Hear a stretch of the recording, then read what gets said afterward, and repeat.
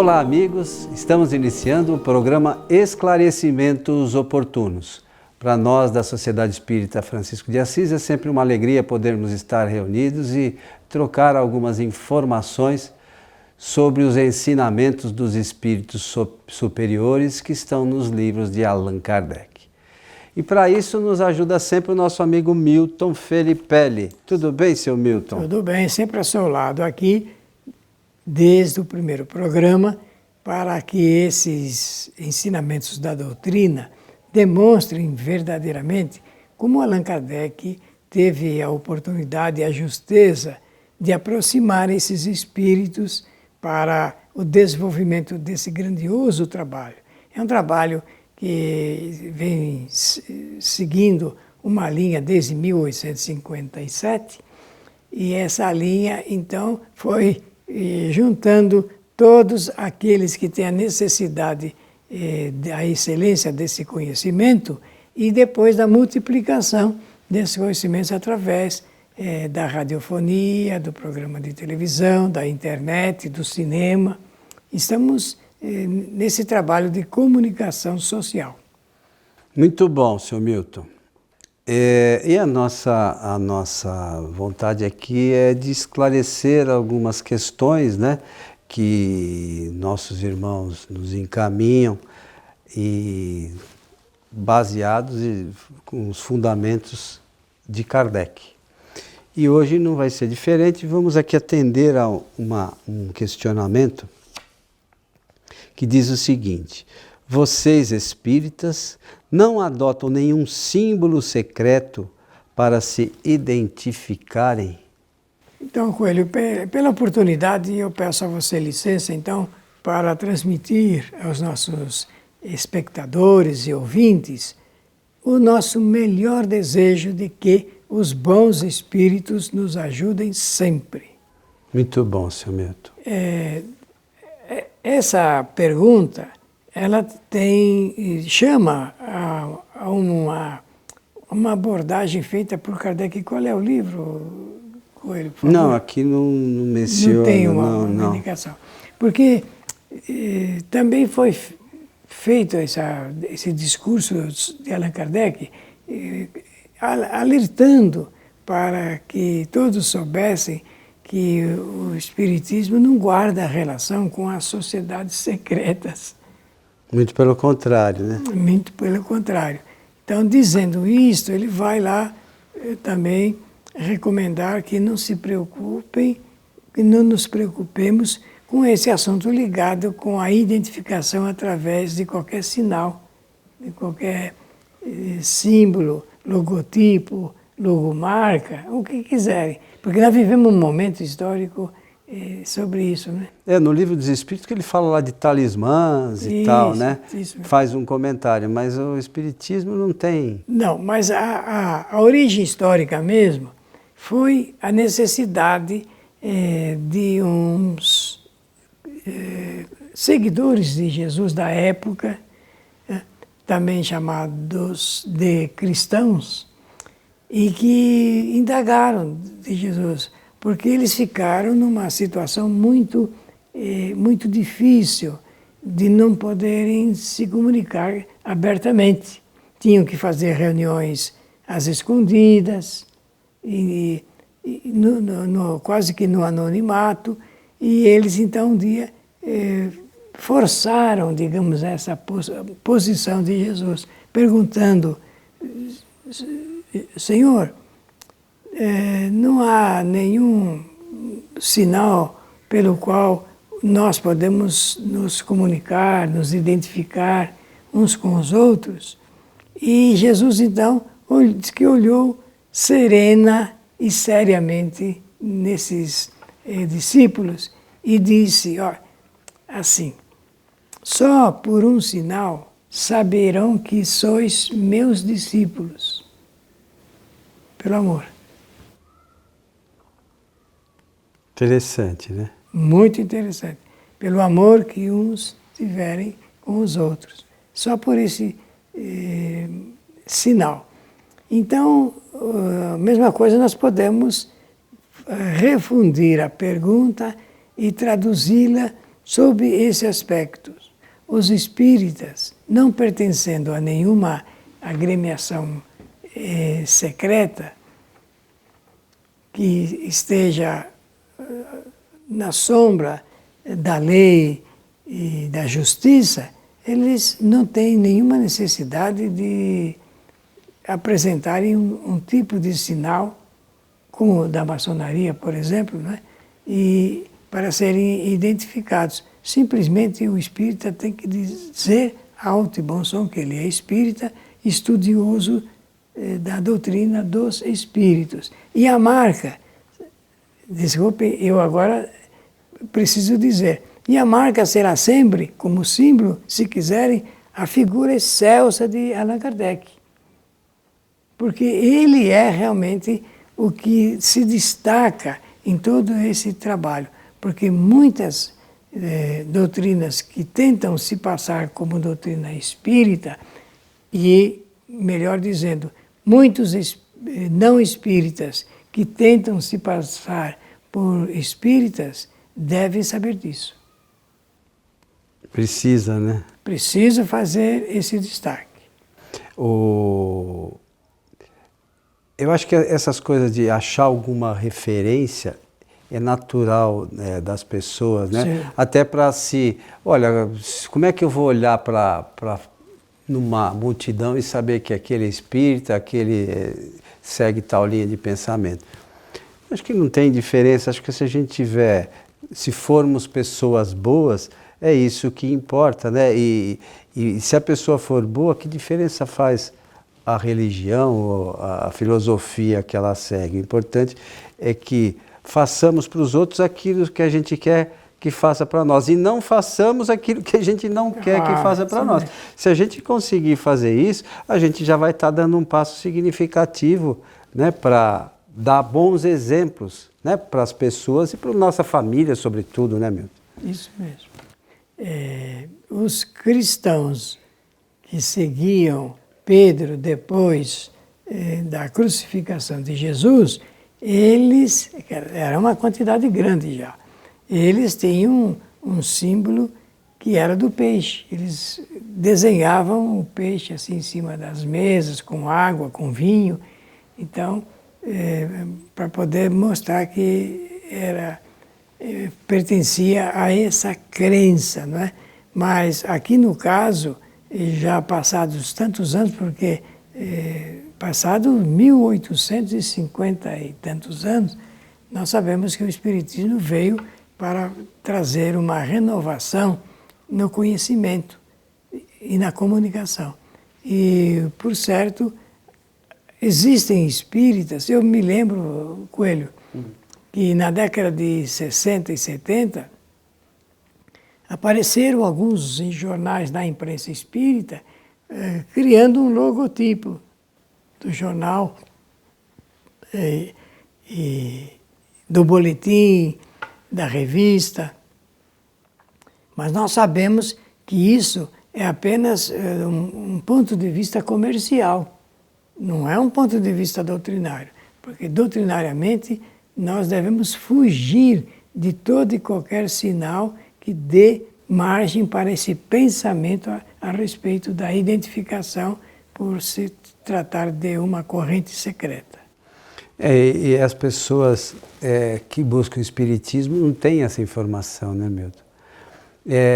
Tem que saber que, além disso, que o Espiritismo não tem nenhum tipo de culto, né? A gente já falou aqui de rituais e tal, e embora ainda tenha algumas pessoas que lamentavelmente insistem em falar culto disso, daquilo, como espíritas insistam em falar nisso.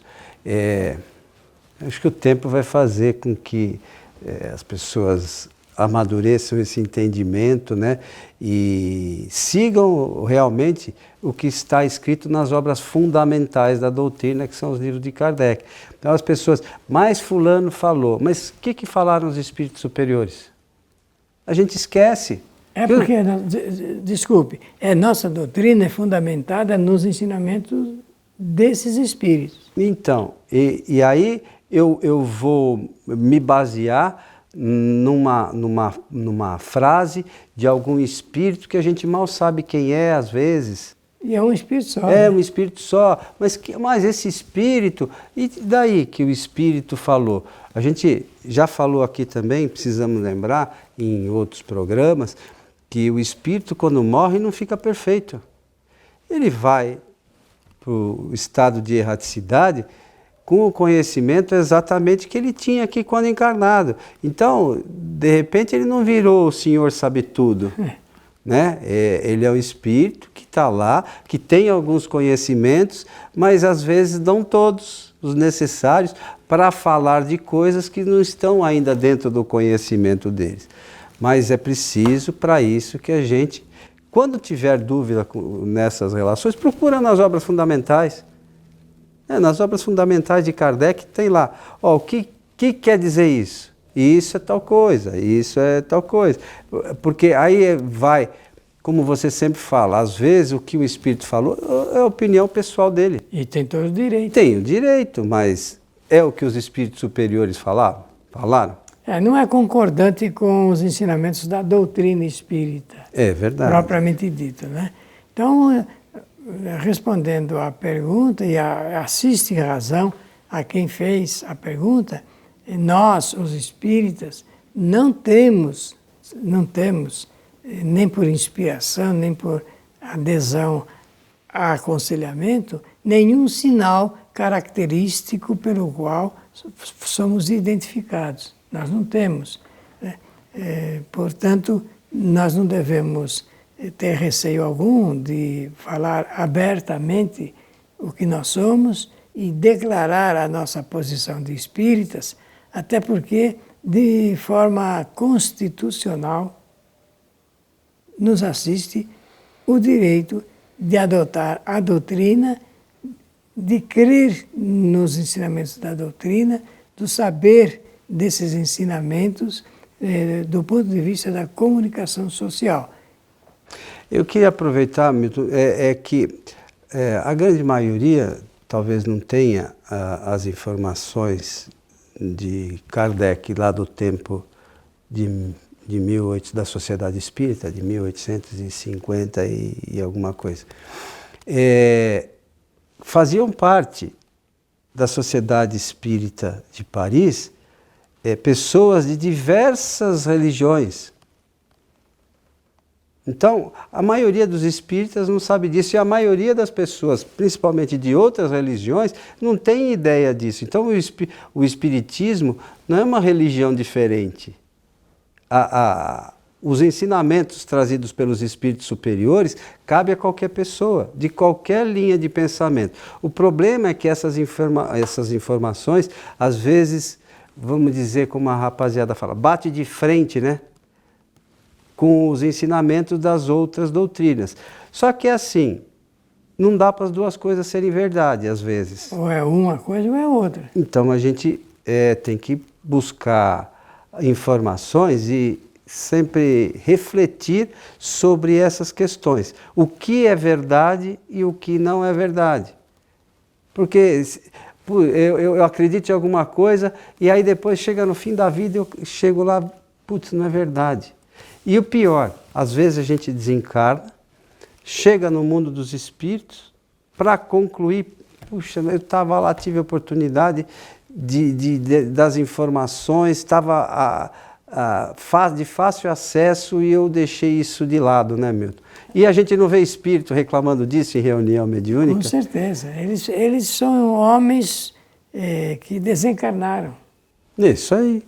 Então deixaram um espaço aberto aqui, preenchendo um outro espaço em estado de erraticidade. Agora, Coelho, deixa eu falar por último uma coisa que nos parece muito importante. Esse assunto ligado com as ideias de imagens, de dísticos, de símbolos, para a distinção entre as agremiações religiosas ou não filosóficas, isso sempre esteve na pauta dos interesses humanos.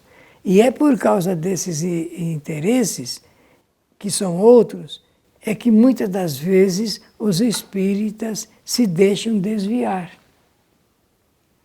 Se deixam desviar porque ficam excessivamente preocupados com uma coisa que não tem razão de ser e não mereceria crédito maior no interesse em decorrência da necessidade que temos de estudar o Espiritismo. Ora, a doutrina espírita, ela realmente é uma doutrina de revelação. Revelação. E o primeiro estágio dessas revelações é sobre a realidade espiritual. Quando nós começamos a estudar a doutrina espírita dentro desse elenco de informações sobre a realidade espiritual, nós vamos necessariamente que nos deparar com a lei de imortalidade, de evolução, reencarnação, livre-arbítrio, causa e efeito. Vamos deparar. Se nós entendemos bem dessas leis naturais, leis de Deus, na profundidade em que elas se apresentam e de acordo com os estudos dos espíritos superiores, nós vamos modificando o nosso pensamento sobre a vida. Nós vamos notar que aquele que caminha evoluindo, o espírito que já ganha mais passos à frente, espíritos que são verdadeiramente sábios, detentores de um conhecimento maior, não precisam de adornos nenhum. O espírito superior, por exemplo, a gente jamais vai ver um espírito superior em um planeta mais avançado, ainda que não muito, espíritos que necessitam de ter adornos no corpo e outras coisas que aqui na Terra parece merecerem o destaque do ser humano. Uma outra coisa que eu gostaria de lembrar, sabe, Milton, é com relação às pessoas que buscam sempre novidade. Né? Tem muito, hein? E as pessoas... Não, mas Kardec parou no tempo. Eu até hoje nunca ouvi ninguém dizer no que Kardec parou no tempo. Até porque as pessoas que dizem isso, nem Kardec, na maioria das vezes, nem Kardec estudou. Né? Então ele não sabe nem o que Kardec diz. Aí outro dia ainda escutei uma pessoa falando assim, estava assim, algumas pessoas conversando. Mas eu estou sempre atento às novidades da doutrina. Eu falei, mas que novidade? O que tem de novo? Não, porque aí veio um fala aqui da física quântica, que não tem nada a ver com o espiritismo, aí vem outro que fala da cromoterapia, que não tem nada a ver com o espiritismo, aí vem outro que fala dos cristais, que não tem nada a ver com o espiritismo, e eles acham que isso é inovação da doutrina. Prova que não estudaram a doutrina. Então, já Herculano Pires que falava, né, dos novidadeiros, né? Você que lembra às vezes eu gosto muito de lembrar do Herculano. Essa frase, né, dos novidadeiros, são os espíritas atrás de novidades. Não estudaram a doutrina e querem novidade, né? E ele, o Herculano, por uma coragem maior, ele dizia também, Coelho, que a doutrina, que o espiritismo era uma doutrina de gigantes nas mãos de pigmeus. É para pensar, né? Isso tem um significado. Claro, né? Porque o acréscimo de informações que o espiritismo trouxe para o mundo é para colaborar com a cultura humana. O espiritismo ele está incrustado no desenvolvimento da cultura humana. Naturalmente, nas leis naturais, na evolução humana. Já falou tudo. Então, são algumas coisas muito simples que as pessoas acabam não conhecendo para saber que o espiritismo é que vai fazer com que as pessoas mudem. E o centro espírita precisa falar de espiritismo. né? Não falar de outras coisas, porque da psicologia tem lá os psicólogos para falar, né? De autoajuda tem as pessoas lá especializadas, tudo é bom. Mas no espiritismo nós temos que falar de espiritismo, não de outras coisas, né? Sabe, Coelho, eu me lembro que durante um certo tempo falava-se muito de que a família era a célula máter da sociedade. Você se lembra disso? Lembro. E eu sempre repetia do lado, porque fazia um paralelo, o centro espírita é a célula máter do movimento espírita. Isso aí, seu Milton. Estamos chegando ao final de mais um programa Esclarecimentos Oportunos, seu Milton. E pela oportunidade, agradecer a atenção de todos e desejar-lhes que os bons espíritos nos ajudem sempre. E mais uma vez lembrar que a nossa Casa Espírita, a Sociedade Espírita Francisco de Assis, que tem sede aqui na cidade de São Paulo, ela tem palestras públicas às quartas-feiras a partir das 20 horas.